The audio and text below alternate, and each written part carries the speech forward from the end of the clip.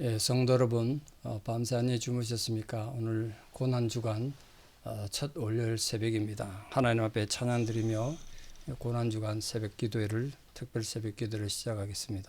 찬송가 151장 예전 찬송 138장입니다. 만왕의 왕 내 주께서 왜 고초당하셨나. 151장 찬양드리겠습니다.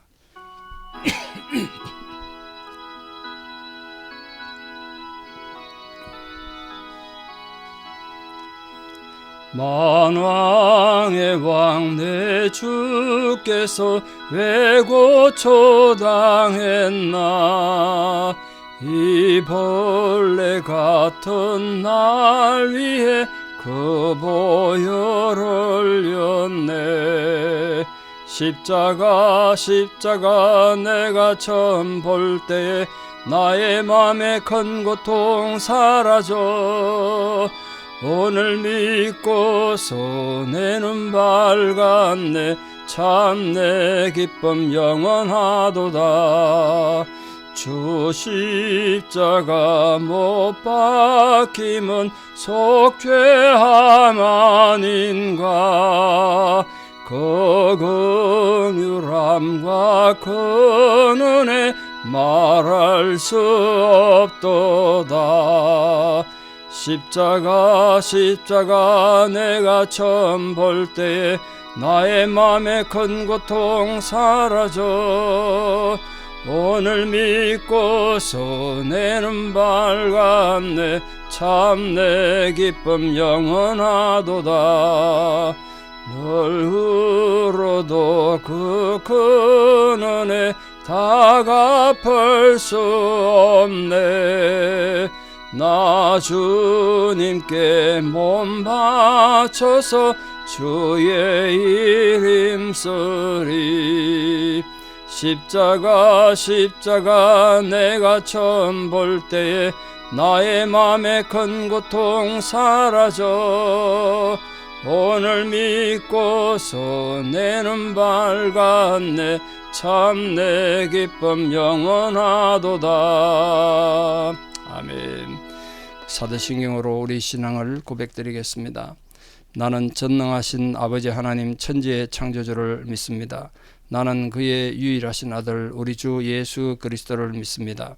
그는 성령으로 잉태되어 동정녀 마리아에게서 나시고 본디오 빌라도에게 고난을 받아 십자가에 못 박혀 죽으시고 장사된 지 사흘 만에 죽은 자 가운데서 다시 살아나셨으며 하늘에 오르시어 전능하신 아버지 하나님 우편에 앉아 계시다가 거기로부터 살아있는 자와 죽은 자를 심판하러 오십니다. 나는 성령을 믿으며 거룩한 공교회와 성도의 교제와 죄를 용서받는 것과 몸의 부활과 영생을 믿습니다. 아멘. 2025년 4월 14일 월요일 새벽입니다. 고난주간 첫 번째 월요일, 오늘은 권위의 날입니다. 예수님께서 고난주간 그 원료를 하셨던 권위 있는 행위를 하셨다고 해서 권위의 날, 성전을 청결하게 하신 날입니다. 주신 말씀은 마가복음 11장 15절에서 19절입니다. 마가복음 11장 15절에서 19절 봉독에 올리겠습니다. 마가복음 11장 15절입니다. 그들이 예루살렘에 들어가니라. 예수께서 성전에 들어가사 성전 안에서 매매하는 자들을 내쫓으시며 돈 바꾸는 자들의 상과 비둘기 파는 자들의 의자를 둘 엎으시며 아무나 물건을 가지고 성전 안으로 지나다님을 허락하지 아니하시고 이에 가르쳐 이르시되 기록된 바 내 집은 만민의 기도하는 집이라 칭함을 받으리라고 하지 아니하였느냐. 너희는 강도의 소굴을 만들었도다 하시매 대제사장들과 서기관들이 듣고 예수를 어떻게 죽일까 하고 꾀하니 이는 무리가 다 그의 교훈을 놀랍게 여김으로 그를 두려워함일러라. 그리고 날이 저물매 그들이 성 밖으로 나가더라. 아멘. 예수님 고난주간 첫째 날 월요일날 성경에 기초하면 그 월요일날 무슨 일을 하셨는가, 성전 청결하게 하는 그런 기사를 하셨다는 거죠. 예수님 활동하던 당시에 이 유대교, 예루살렘인 유대교회는 어떤 상황이었는가, 또 사회적으로 어땠는가 보면 한마디로 종교적으로 사회적으로 엄청나게 부패했다. 그게 오늘 본문의 배경입니다. 정말 율법을 가진 하나님 백성으로서 하나님만을 향한 예배 행위를 바르게 해야 될 성전에서도 완전 일반 시장 장터보다 못한 그런 부도덕한 일들이 벌어지고 있었습니다. 특히 제사장들이 탐욕과 허영심과 그 헛된 욕망으로 불공정한 거래를 성전에서 했다는 게 문제입니다. 단순하게 매매 행위를 했다는 걸 예수님이 책망한 게 아니고요. 우리도 가끔 교회에서 바자회 하고 하지 않습니까? 그거 자체가 잘못됐다는 것보다 이 매매 행위한 그 내용이 너무 부정부패했다는 거예요. 예를 들면 이런 겁니다. 왜 이 제사장들이 이 성전에서 물건을 사고 파는 일이 생겼냐 하면 저 먼 지역에서 성전에 제사드리러 오는 사람들이 양을 몰고 소를 몰고 올 수 있죠. 염소를 몰고 오다가 이거 다칠 수도 있고 그럼 험이 생기죠. 그러면 제사에 못 드린 거예요. 그러니까 또 멀리서 시방에서 성전까지 살아있는 짐승을 그대로 잘 데려온다는 게 보통 문제가 아니지 않습니까? 지금처럼 차에 태워서 올 수 있는 것도 아니고 다 걸어서 와야 되니까 이게 보통 힘든 게 아닙니다. 그런데 사람들 위해 가지고 그럼 돈을 가지고 와서 성전에서 제사드린데 지장은 흠도 티도 없는 양을 사고 염소를 사고 소를 사라 그렇게 됐단 말이에요. 그런데 문제는 이 잘못된 이 대제사장들과 특히 이 장사하는 사람들이 결탁해 가지고 소나 양이나 염소나 잡아놓으면 이 염소가 내가 찍었던 이 염소인지 알 수가 없지 않습니까? 이게 다리 절고 눈 멀고 병든 양들을 뒤에 딱 잡아놔놓고 그 깨끗한 소나 염소 흠도 티도 없는 거 엄청나게 비싸게 받는 거예요. 그럼 그거는 이걸 내 오늘 제물로 하겠습니다. 그러면 이게 살아가 뒤로 나와가지고 또 팔려가는 또 상가에 또 가고 안에는 병들고 다리 절고 이런 거 잡아놓은 그런 걸로 이제 제사드리게 해버린 거예요.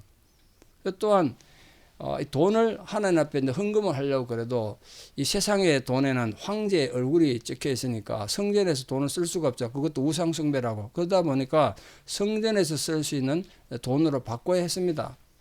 근데 그때 돈을 환전하는데도 엄청나게 폭리를 취한 거예요.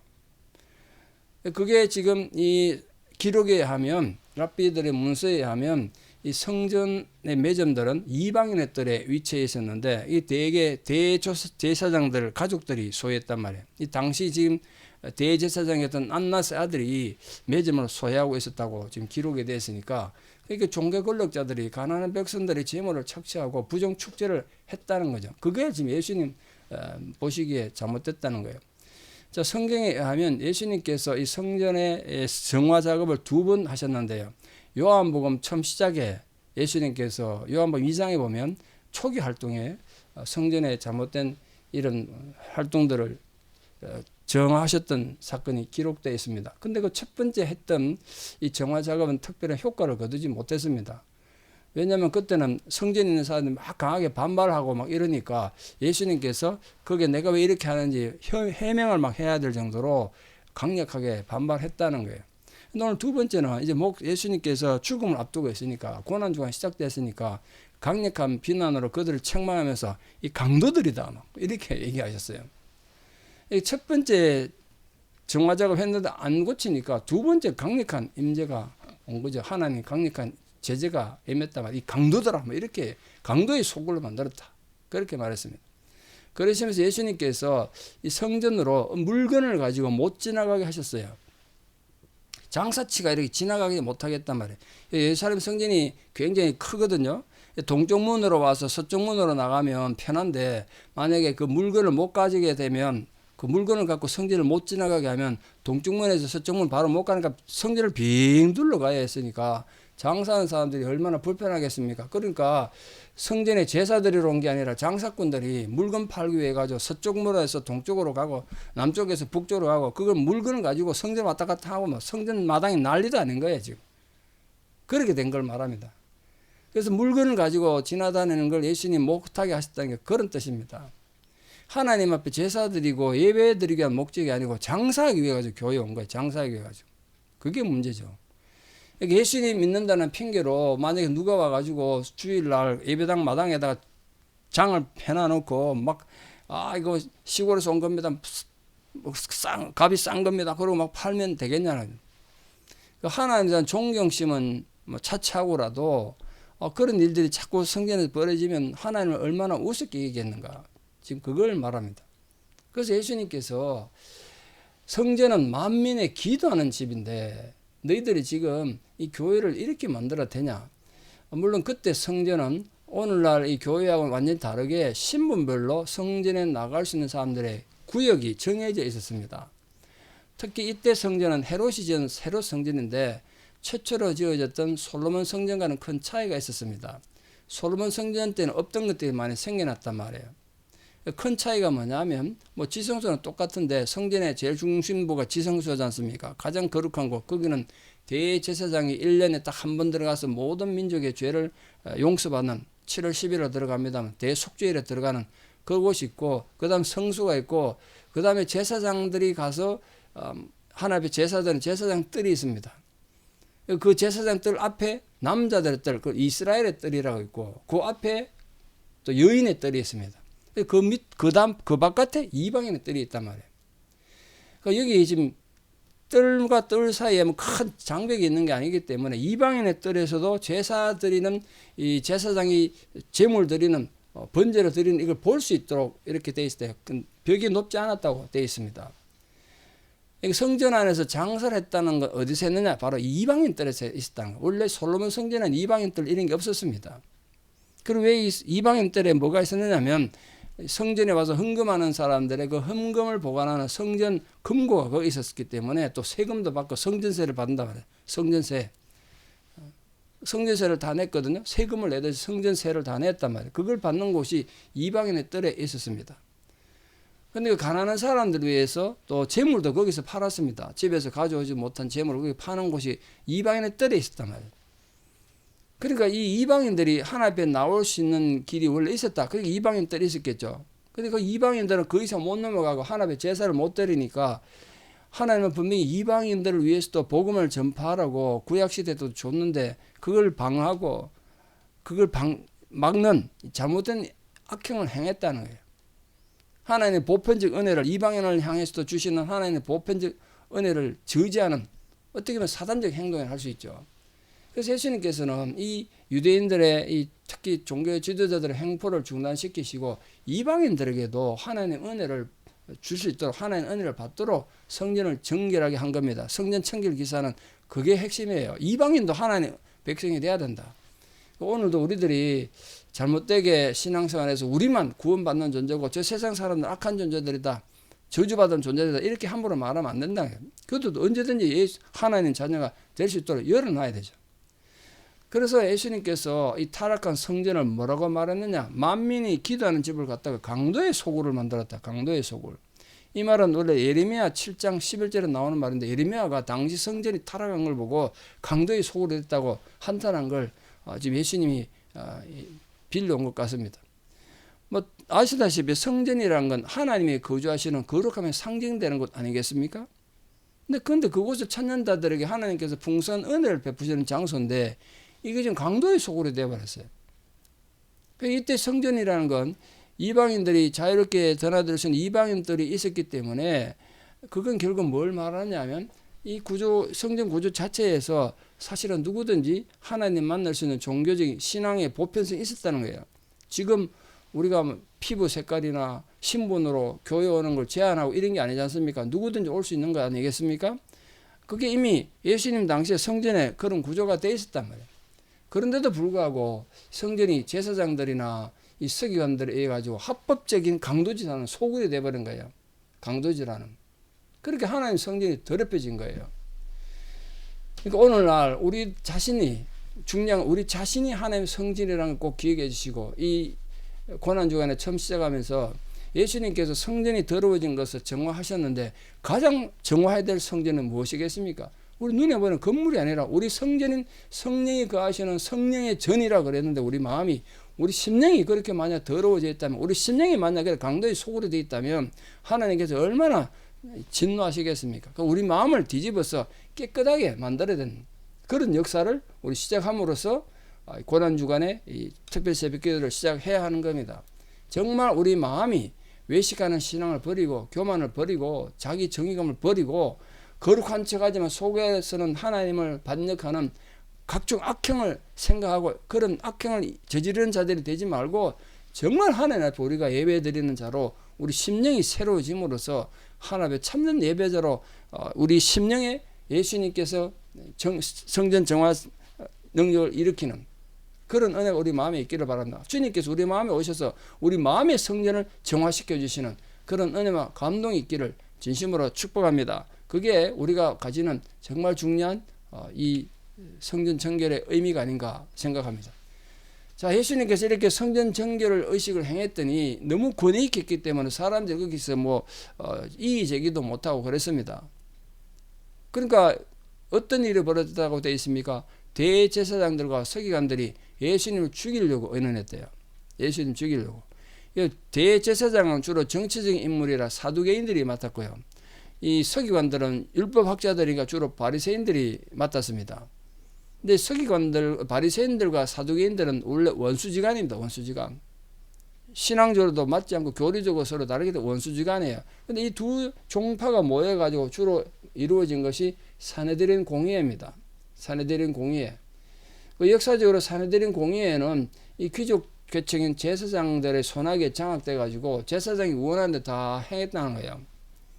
그 하나님 주신 모세 율법을 해석한 것이 미시나라는 책이 있는데 그 미시나를 또 해석한 것이 탈무드입니다만 그 미시나라는 책이 랍비들에 의해서 내려온 거 보면 사내들인이 어디서부터 시작됐다고 되어 있냐면 하나님께서 모세에게 이스라엘 장로 70명을 데려오라 명령한 거기서부터 시작된다. 그래서 사내들인 공회가 70명으로 됐다는 거예요.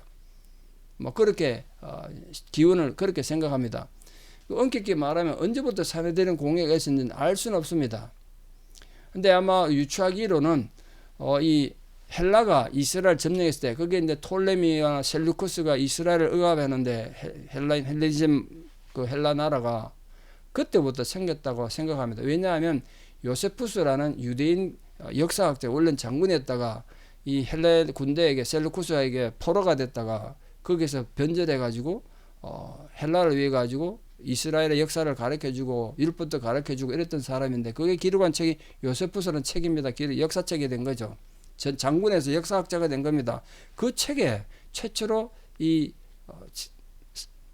바리새인들과 히브리인들이 모인 정말 새로운 이 사내들인 공회라는 것이 처음으로 등장하거든요. 사내들인 공회가 요세푸스 책에 최초로 등장하기 때문에 아마 그 이후에 생긴 것으로 그렇게 유추를 합니다. 사내들인 공회에는 이 국내의 모든 문제를 관장할 수 있는 독립적인 능력을 갖고 있었고 민사 문제뿐만 아니라 로마 정부의 그 전향을 해 가지고 형사소송까지 했던 내용이 있는 거 보니까 대단한 권력을 가졌습니다. 그런데 따지고 보면 사내들인 공회가 사형의 재판관은 없었다. 그렇게 또 보기도 합니다. 근데 이런 걸 봤을 때 본래부터 사두개인과 바리새인들이 원수지간이었는데 예수를 죽이려는 데는 한마음이 됐다. 악을 위해서는 원수끼리도 통합이 된 거예요. 그들이 예수를 그런데도 잡을 수 없었어요. 그 자리에서는. 요한복음 2장에서는 예수님이 막 사람들 항의하니까 왜 이렇게 해야 되는지 설명했습니다. 여기 설명할 필요도 없었습니다. 이유가 뭐냐? 많은 사람들이 이 바리새인들과 또 제사장들이 이 시장을 하면서 사람들에게 온갖 부정축제하는 걸 알았기 때문에 예수님이 하는 거 다 아마 응원하고 지지했던 것 같아요. 속이 시원하다고 그랬던 것 같아요. 성전을 장터를 만든 걸 보고 분노한 예수님에게 아마 사람들이 동조했던 것 같아요. 그러니까 그것 때문에 이 사람들이 예수를 죽이려 의논했지만 예수님께 손을 대진 못했다. 그게 지금 예수님 고난 중에는 첫째 날 월요일날 일어난 일입니다. 예수님께서 성전 정화 작업을 하신 후에 어디로 가셨냐? 다시 성 밖으로 가셨다고 되어 있습니다. 그날이 월요일 저녁이었는데 그 전날 베다니에 계셨거든요. 베다니에서 예루살렘 성전에 왔다가 성전에 거하지 않고 다시 베다니로 가셨단 말이에요. 예수님께서 목요일날 체포가 되시는데 예루살렘 성전에서 목요일날 체포가 되기 전까지는 매일 예루살렘 성은 왔지만 예루살렘 성 안에 거하진 않으셨어요. 왜냐하면 유대 지도자들이 예수를 잡으려고 혈안이 되어 있었기 때문에 항상 사역은 하셨지만 저녁이 되면 예루살렘 성을 나가서 다시 베다니로 가셨다면 이처럼 예수님의 분별력이 있었던 거죠. 뭐 죽을 땐 죽어야 되지만 예수님은 죽음을 해서 오셨지만 그 시간을 다 생각하셔서 한 거예요. 그러니까 오늘 우리에게도 그 지혜가 필요한 거죠. 우리가 나서야 될 때, 물러서야 될 때, 우리 생각을 어떻게 하나님 앞에 내세워야 되는지. 분명히 우리가 하나님 나라에서 이제 생명도 아끼지 않고 일을 해야 되겠습니다만 때로는 너무 경솔하게 하면 안 된다. 조심하셔야 된다. 자, 오늘 이 첫째 날 주님의 이 마지막 고난주간의 첫째 날 내용을 보셨습니다. 주님께서 보이신 이 권위의 날을 말씀하셨는데 가장 중요한 권위의 날, 이 성전 청결의 의미는 우리 마음에 있다는 것. 왜? 우리 마음이 성전이니까. 지금 성전 청결한다고 뭐 교회를 뒤집고 그럴 수는 없지 않습니까? 가장 중요한 것은 이 고난주간을 시작하면서 우리 모든 성도인들이 하나님 앞에 우리 마음의 성전을 청결케 하심으로써 고난주간도 잘 준비하고 부활절도 잘 준비하고 주님의 거룩한 백성으로서 잘 준비되는 그런 귀한 성도들 다 되시기를 진심으로 축복합니다. 기도드리겠습니다. 아버지 하나님, 크신 은혜와 사랑을 진실로 감사드립니다. 오늘도 주님께서 이 고난주간 첫째 날 이 귀한 권위를 가지고 성전을 청결하셨던 사건에 대해서 살펴보았습니다. 하나님 앞에 기도하는 집이 되어야 될 성전이 그렇게 광도의 소굴이 되었다는 주님의 진단 앞에 참으로 우리가 안타까운 마음을 금할 수가 없습니다. 주님, 우리가 다시 한번 고난주간을 시작하면서 우리 마음의 성전은 주님 보시기에 어떠한지 우리 자신을 돌아보게 하여 주시옵소서. 주님, 우리 모두가 주님 보시기에 우리 마음의 성전이 강도의 소굴이 되지는 않았는지 우리 자신을 살펴보고 참으로 주님의 기쁨이 되는 성도로 살아가게 하여 주시옵소서. 2025년 고난주간은 오늘부터 시작합니다. 우리 모든 성도들 심령에 이 주님의 고난의 의미가 구체적으로 와닿고 주님께서 오늘 성전 청결 기사를 통하여 우리에게 보여주셨던 하나님의 순전하고 참된 믿음, 올바른 믿음의 회복이 우리 모든 성도들 마음에 일어나고 이 고난을 주간을 의미 있게 잘 보내어서 참으로 성금요일의 아픔을 함께 나누고 부활의 감격을 누리는 복된 성도들 다 되게 도와주시옵소서. 이제는 우리 주 예수 그리스도의 은혜와 하나님 아버지의 만극하신 사랑과 성령님의 위로 교통 역사하심이 이렇게 다시 한번 성금요일을 향하여 고난주간을 시작하면서 주님 앞에 주님이 보여주셨던 이 권위의 날을 깊이 생각하고 우리 마음의 성전을 깨끗하게 하고 정화시켜서 주님의 기쁨이 되기를 결단하는 사랑하는 성도님들의 아름다운 신앙의 고백 위에 또 우리 사람 모든 자녀들과 지금도 병상에서 고통당하는 모든 성도님들 힘들고 어려운 상황 위에 이제부터 영원토록 함께 하시옵기를 간절히 축원합니다. 아멘. 예, 오늘 하루도 믿음으로 승리하시고 고난주간 은혜 가운데 잘 보내시기를 축복합니다. 감사합니다.